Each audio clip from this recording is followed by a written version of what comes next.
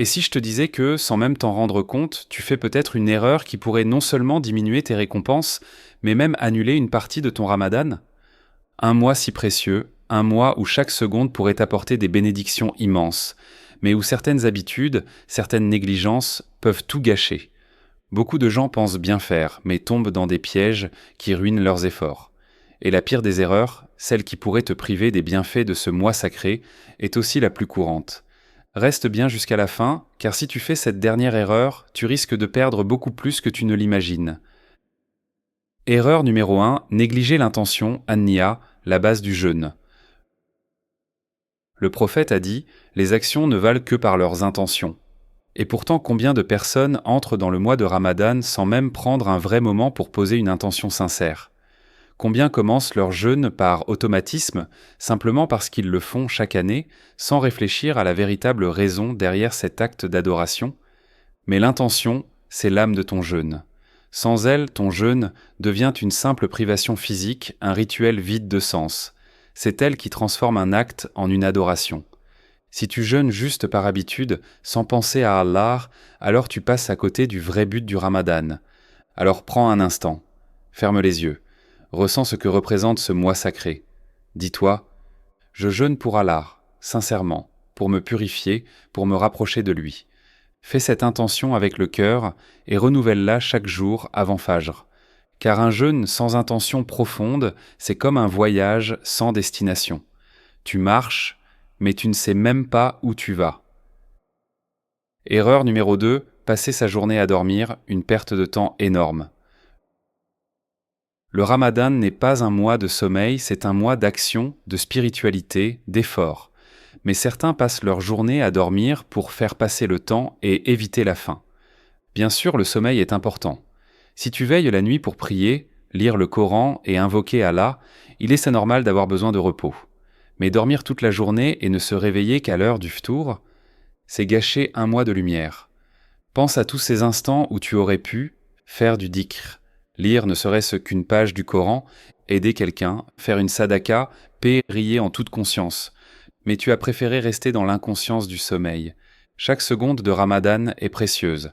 Chaque moment où tu es éveillé est une opportunité de te rapprocher d'Allah.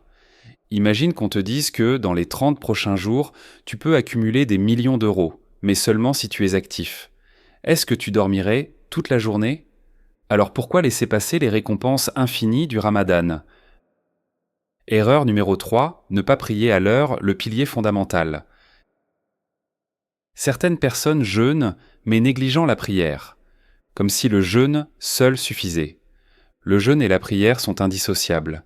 Imagine un arbre immense, avec des branches pleines de fruits, mais ses racines sont faibles, mal entretenues. Que se passe-t-il? Il finit par s'effondrer. L'arbre, c'est ton jeûne. La prière, c'est la racine qui le maintient debout. Ne sois pas de ceux qui passent la journée à jeûner, mais rate d'or, rate ta sœur, et se réveille juste avant le Maghreb. C'est une illusion. Le Ramadan n'est pas juste un défi physique, c'est un test spirituel. Si tu veux que ton jeûne soit accepté, alors honore la prière. Sois au rendez-vous avec Allah. Erreur numéro 4, parler mal et se disputer.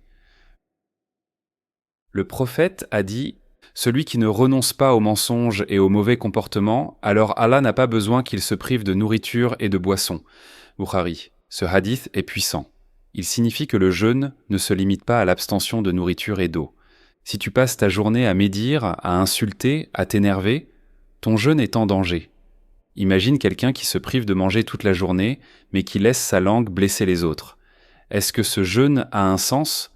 Le vrai jeûneur, c'est celui qui maîtrise sa langue autant que son estomac. Celui qui, face à une provocation, préfère répondre par le silence et dire « Je suis en état de jeûne ». Le Ramadan est une école de patience et de sagesse. Apprends à te contrôler. Erreur numéro 5. Trop manger au ftour, un piège qui ruine tout. Quand l'adon du Maghreb retentit, c'est la délivrance. Mais attention, ce n'est pas une excuse pour se remplir l'estomac à en être incapable de bouger.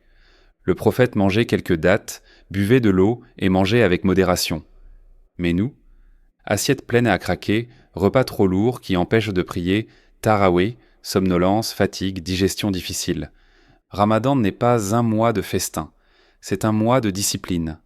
Rappelle-toi, mange pour nourrir ton corps, pas pour l'écraser sous le poids de l'excès. Erreur numéro 6, passer trop de temps sur son téléphone. Combien passent des heures sur leur téléphone, scrollent sur les réseaux sociaux, discutent inutilement, alors que le Ramadan est une opportunité de se recentrer sur l'essentiel? Chaque moment perdu est une occasion de plus de s'éloigner d'Allah. Profite de ce mois pour te déconnecter du monde et te reconnecter à l'essentiel. Erreur numéro 7, ne pas profiter de Laylatul Qadr, une nuit qui vaut 83 ans d'adoration. Laylatul Qadr, la nuit du destin, une nuit qui vaut plus que 1000 mois d'adoration. Mais combien de gens passent cette nuit sur leur téléphone, devant des séries, à discuter inutilement, alors qu'ils auraient pu changer leur destin? Ne sois pas de ceux qui regrettent après coup. Prépare-toi dès maintenant, réserve cette nuit pour Allah. Prie Miesto, invoque, demande-lui tout ce que ton cœur désire, car si tu rates cette nuit, tu rates une opportunité qui ne reviendra pas avant un an. Partage ce message car beaucoup font ces erreurs sans s'en rendre compte. Et rappelle-toi, ce n'est pas juste un mois de privation, c'est un mois de transformation. En conclusion, profite de ce mois pour profondément changer ta vie. Le Ramadan n'est pas seulement un mois de privation, ce n'est pas juste un défi physique, une période où l'on s'empêche de manger et de boire du matin au soir. C'est bien plus profond. C'est une opportunité unique, un cadeau immense qu'Allah nous offre chaque année pour purifier notre âme, renforcer notre foi et nous rapprocher de lui. Chaque jour de ce mois est une porte ouverte vers la miséricorde divine. Chaque instant est une occasion d'effacer nos péchés, de multiplier nos bonnes actions et de renouveler notre engagement envers notre Créateur. Mais comme tout cadeau précieux, encore faut-il savoir en tirer profit. Ce que tu fais pendant ces 30 jours peut littéralement transformer ton année et même ta vie entière. Chaque prière accomplie avec sincérité, chaque ayat du Coran récité avec dévotion, chaque aumône donnée dans le secret, chaque larme versée dans une prière nocturne, tout cela façonne ton âme et t'élève. Mais attention, il ne suffit pas de jeûner, il ne suffit pas d'attendre que les jours passent en espérant en sortir grandi. Le Ramadan est un test, une opportunité. Et comme toute opportunité, elle peut être saisie ou gâchée. Regarde autour de toi. Chaque année, des milliers de personnes n'ont pas eu la chance d'atteindre ce mois. Elles auraient tout donné pour pouvoir jeûner encore une fois, prier une nuit de plus, demander pardon à Allah, faire du bien autour d'elles, mais elles n'en ont plus l'occasion. Toi, tu es là, tu es vivant. Allah t'a permis d'être témoin de ce Ramadan. Ne le laisse pas passer sans en tirer le meilleur. Souviens-toi, le Ramadan n'est pas un simple rituel, c'est une école de discipline et de spiritualité. Chaque action compte, chaque bonne intention est récompensée, chaque effort est vu par Allah. Évite ces erreurs qui gâchent les bénédictions de ce mois. Sois conscient de chaque instant, sois présent dans ton cœur et dans ton âme. Et surtout, ne te contente pas de vivre un bon Ramadan. Vis un Ramadan qui change ta vie, un Ramadan qui laisse une trace dans ton cœur, un Ramadan qui te rapproche d'Allah non seulement pendant ces 30 jours, mais pour toujours. Car le véritable succès du Ramadan ne se mesure pas seulement à la fin du mois, mais à ce que tu deviens après. 4 Narpadao 2.